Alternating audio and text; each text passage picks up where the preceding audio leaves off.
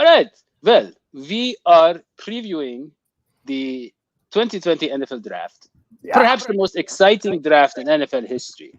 Though the least exciting part of that draft. Not really. No, not at all. Not at all. Because it is when we continue to build around Joe Burrow. And so just the fact, anything we do related to Joe Burrow, any move we make now is related to Joe Burrow. That in and of itself is exciting to me. Now, when we talk about the late draft, I mean, where are the Bengals in the late draft? What kind of picks do we have late draft? Okay, so good question. They don't really have late picks because they pick first in every round. Yeah. So even a 7th round pick is like a 6th round pick. That's awesome, though. That's what I'm saying. Very exciting draft. Yeah. Now, John, you went to the trouble of bringing to our attention some guys who the Bengals are interested in. Now, first of all, I want to talk about positions. So we know we're drafting a receiver in, say, the first 3 rounds, 4 rounds for sure, because it's a need. You know, we don't know the future. We know quarterback, okay, first round. We know we're going to get a tackle probably in the first 4 or 5 rounds. So, and we know that even if we take a linebacker in the early or mid rounds, we are still short. I mean, we just need bodies in the linebacking core. So it is likely that in the late rounds as well, we will take a linebacker, and it's likely we will take a flyer on, another offensive lineman, who could develop, someone with some raw potential. Yeah. Right? What are you thinking in terms of a strategy? What are they looking at for the late rounds? Because late rounds, look, there's a greater chance than not that they don't make the team, or they're not going to be on the 53-man roster by the time the season starts. Right. What are they thinking there? I think because right now they only have 7 picks, and I think in their minds they would want to have at least 8 or 9 by the end of the draft, and those extra picks would probably be in the 4th to 5th round range, and that's kind of where the mid rounds end, and then the late rounds begin. So they have an advantage here, where, like you said, their 6th and 7th round picks basically act as 5th and 6th round picks. If you think about what players could be still available there when those rounds end, so I think they're going to have their first choice at some of these players that you see on Twitter that they've like met with them over FaceTime or just had conversations with them at the combine. Just players that aren't really well known. They're not likely to be drafted in the first 4 or 5 rounds, but still play positions that they're clearly targeting in the draft. And it's just like, these are contingency plans in case, let's say, they don't draft a tackle in the first 4 rounds, or they don't address a linebacker in the first 3 rounds. How do you maximize the value of those positions that you really need? Well, you have to find players that fit your thresholds, fit what you're looking for at those certain positions. But you can also get them later in the draft. So technically you still address the position, but you just happen to get maybe more valuable positions earlier, players that you couldn't pass up even if you were targeting those specific positions of need. So I could definitely see them addressing offensive line late in the draft. Going back to linebacker, also they've been talking to a lot of guys who should be drafted not before the 4th or 5th round. So even these positions of need, in case something happens, we'll end up going purely best player available or attacking a position that they just couldn't pass up based on a talent that happens to be there. They're going to have contingency plans at their biggest positions of need. And I think that's what we have to focus on here. Yeah. Now, John, I've noticed a few things that are new in your studio. There are 2 handsome men with pink hats in the background, and that seems to symbolize something. And I've noticed you've capitalized your name. John doesn't have roommates. Oh, I see. So this is like a quarantine kind of losing your edge kind of thing. Like losing my edge. I feel more sane than ever. I have company of 2 of the greatest Bengals of all time. You have Leon Hall to my right. Yeah, he's chilling there. Anthony Munoz to my left. So I couldn't even recognize it. It's so small. My eyes aren't as good as they used to be. We have riveting conversations on a daily basis. I'm sure with you and your knowledge of offensive line and all that, it must be great. You and Anthony together, that's a great combination. Speaking of offensive line, John, I don't know if he's going to be available late in the pick. I don't. But if he is, I would love to get the one and only Ben Barch. Have you guys know this Ben Barch guy? Tell me about him. Ben Barch. We call him Ben, excuse my language, freaking Barch. This man was 250 pounds, a light man by my standards, not heavy. And then one summer he starts to eat 7 eggs. Now I do have issues with eating the chicken menses, but he's eating 7. He would eat a shake with 7 eggs and Cocoa Puffs and grits, and he would mix in some Gatorade and all these fattening things in the shake, peanut butter.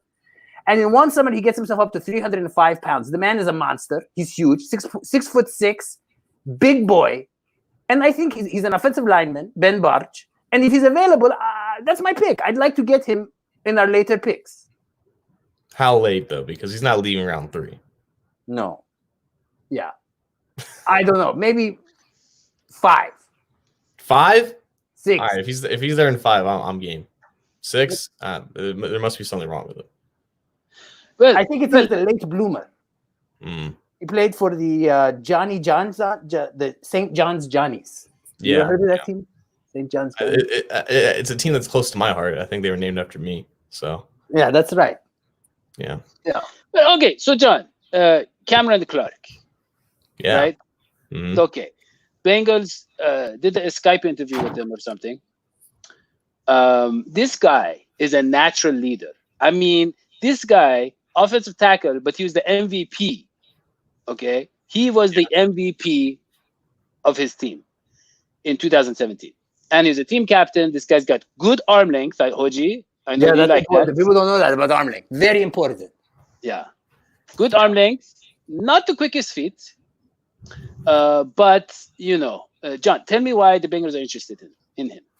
So let's take a look at the measurables here. 6'5", 380 pounds. Fine. You can either keep him at tackle. You can put him in guard. He's got the size for both. 34-inch arms. Passes the threshold. 11-inch hands. Hand size is big for the Bengals. Oh, my Lord. Yeah, that's a lot of. Get this man. Get this man. We have a hand. All right. Hold on. 11-inch gloves. Can John, 1 second. Yeah. Can you just His hands are bigger than your feet. No. Hold on. John, can you explain to Hodgie that a lot of great men in the history of our earth have had small hands? I can't think of No, John, look, some of the people who have most positively impacted our society have been, 6'3", No.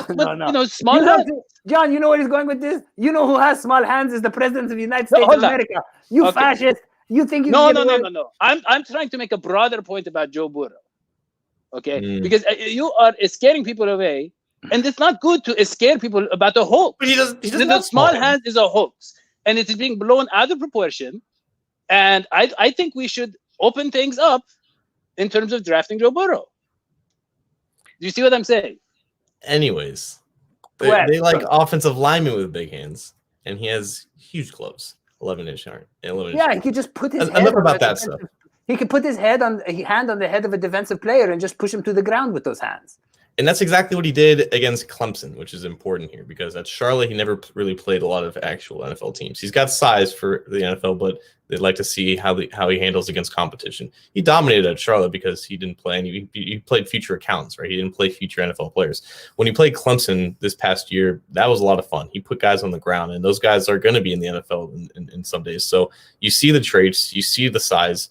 The athleticism isn't exactly there. He's not the fastest guy. He's not really explosive. Like Dadio said, he doesn't have the quickest feet. So that may be why he has to move into guard. He played his entire career left tackle, but I think he has the necessary movement skills to at least succeed at guard. He might be an emergency tackle if that's the case, but I think he fits a lot about what the Bengals like at offensive line prospects. I think they like the fact that, like you said, he was a team leader. He played well against the good competition whenever he had the chance to do so. So if they don't go offensive line early, I think he's a guy that you have to look for in the 5th or 6th round. Yeah. I think take him in the 1st round. With hands like that, take him right away after Burrow, 2nd round. Yeah, I feel like, Hodgie, I'm sorry, but I feel like you have a political agenda with this whole hands thing. That's what I feel like. Yeah. I mean, I'll just tell you this. I think that, it is not fair to bring politics into sports, I mean, sometimes maybe a politician will say something nice about the player and the player reciprocates. That is fine, because sometimes Yeah, because that is just love being spread around. Right. You know what I mean? Yeah. Yeah. By the way, But- Lamar Jackson, I think, is going to have a breakout year next year, even though he won MVP. Just on the side note. Okay. You could break out even more. I Yeah. think so. He's I going to think so, break. yeah. He's going to break He's out going of to- greatness into magnificence. Well, he's going to, win a playoff game, that kind of thing. Okay. Since we're Azul- going off topic, Dadio, Yeah. can I just please. throw in that there are rumors spreading in the rumor mill, and I have my ear to that mill right now, that there are talks of Andy Dalton going to the Jaguars. Have you heard this? You know what I haven't heard? Is it pronounced Jaguars? But yeah, there are talks about that. And I, John, maybe you can explain this to us.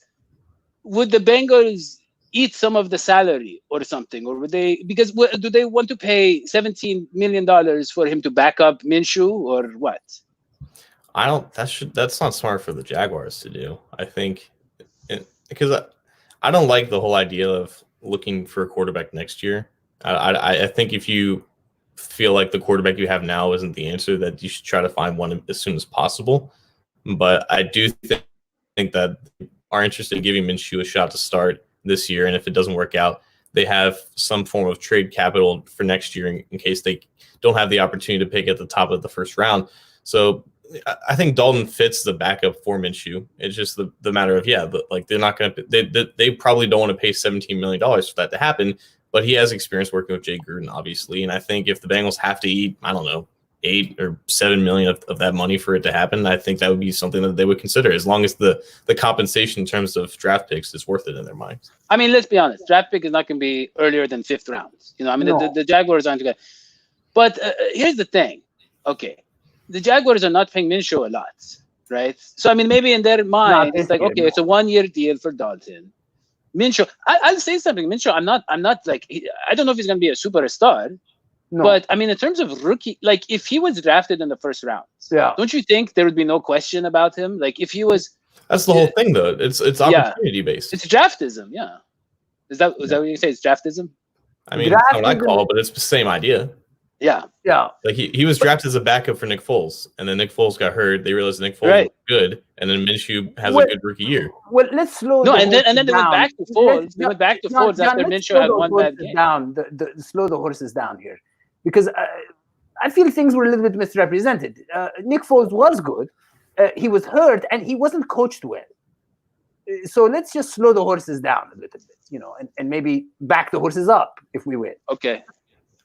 Because Nick Foles is good. You're slowing them down and backing them up over John's heart is what you're doing. When you talk about get back on the horses and go back to the stable and restate that Nick Foles is quite good, and he's going to be. John does not agree. He's going to lead the Bears to 5 solid wins this year. Yeah, but John, if that is good enough to get in the postseason, they are set because that man comes alive in the postseason. He does. Yeah. He saves the juices, which we should all do. We should learn from this man and save the juices. See how everybody now is in quarantine and lacking juice? They call it playoff juice. Nick, like playoff LeBron.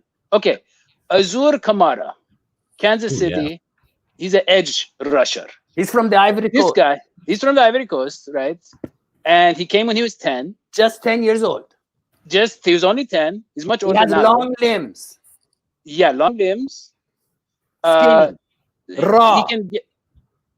Yeah, and he has a lot to learn. He has a lot to learn. The game. He's kind of like what was that guy's name we got from the Estovian guy? Are you comparing him to Marcus Hunt? No, I'm not. No. But I'm saying if the Bengals are interested in a project, right, in developing a guy with the raw potential. What do you want raw potential? Why not go with Mikael Walker, the linebacker from Fresno State? John, go ahead.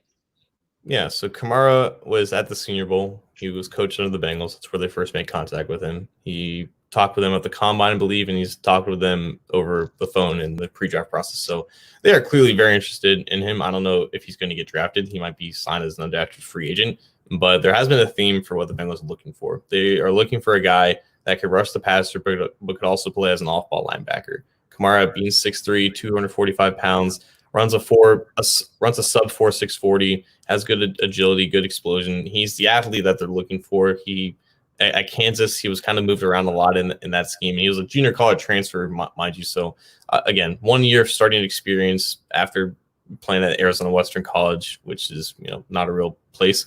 So, obviously, everything's raw here. He just has a great build, and he can move around fast. And that's what they like to see. Then maybe he can make some noise in training camp and make one of the final roster spots. But that type of player is someone that they're interested in. And again, if they don't address it early in the draft, this could be a guy that could fall back on. I'd be happy with that pick, John, because you can't teach speed, and you also can't teach height, and you can't teach big hands, and you can't teach long arms, and you can't teach a solid good weight. And he's got all of that, and I think he's a bit underrated with a 5.19 prospect grade according to NFL.com. Well, that's not fair because they're going by past history. But there's things you cannot teach, and speed and height and arm length are those things. The problem here is that a guy like Kamara sometimes would get drafted earlier because he would play at a bigger school. He would have more experience under his belt, and he would have all these tools. But if you're not good at football and you get drafted that early, you can end up being like Marcus Hunt. So drafting this guy in the 6th or 7th round, or just signing him as an undrafted free agent, it normalizes the expectations for him. And if he ends up doing well, great. It's a great pick. If he doesn't, then they didn't really waste any resources about it. It's just, this is a player that you would pick there. And it's just that some players like him end up getting overdrafted. And that's where you see a lot of these busts. And you know what? One thing that people miss is heart. You know that, John. People miss heart. And this guy, he's got heart. This guy was Dadio, you close your ears. This guy was a refugee. And he made something of himself. And he's become a superstar. Coming to this country, showing us that, yes, we need people from all over the world to contribute and make this society and this NFL great. I love the guy. I think we definitely got to get him. I think we have to see, like John says, we have to see where he falls because the physical side is very tantalizing. So we have to hope that other teams are scared away from his lack of experience. That's what we have to hope. And I like the idea of taking him 6th or 7th round. I like high upside guys late in the. I'm sorry, but I do. I don't like these guys that we're already gonna have to, fight to get a roster spot. Yeah. So I'd rather no kickers, please. I mean, no offense to the kickers out there, but please, we're okay. We got one of the best punters in the league now. We're good. Yeah. And with Burrow, hopefully we don't have to kick too many field goals. We kick just touchdown every time. Just keep touchdown, 2-point conversion all the time. Yeah. Okay, look, Michael Volker from Fresno Estates. Mm-hmm. The Bengals did not talk to him, but John, you think he might be a good target for us? Yeah. And I got to say, I like the way he moves. I like the way he attacks. I like the way he is very versatile. He looks good in coverage. He looks good. Around the line of a scrimmage. I like him, John. I like him too. Yeah. I think he brings exactly the same things that you'd like for Kamara, only he's more experienced, and I think he just has a better understanding of what is being asked to do. And I think you can trust him to play significant snaps earlier in his career.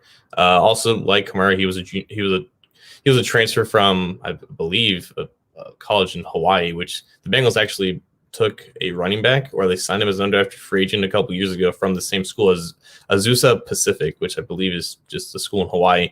Transferred to Fresno State, was fantastic there as not only a pass rusher but an off-ball linebacker. Again, fits the athleticism profile that they should be looking for. Fits the type of player that could line up on the line of scrimmage or can maybe drop back into coverage and be that run and chase off-ball guy. I think he should be drafted a little bit earlier than the 6th or 7th round, but I think that's where he's projected to go. And if the Bengals had the chance to draft him there, that would be a great pick. And he wouldn't be the only linebacker I would like them to take, but if they were to double down and to get a guy with a little bit more versatility than the first guy that they took, Walker fits the bill a lot.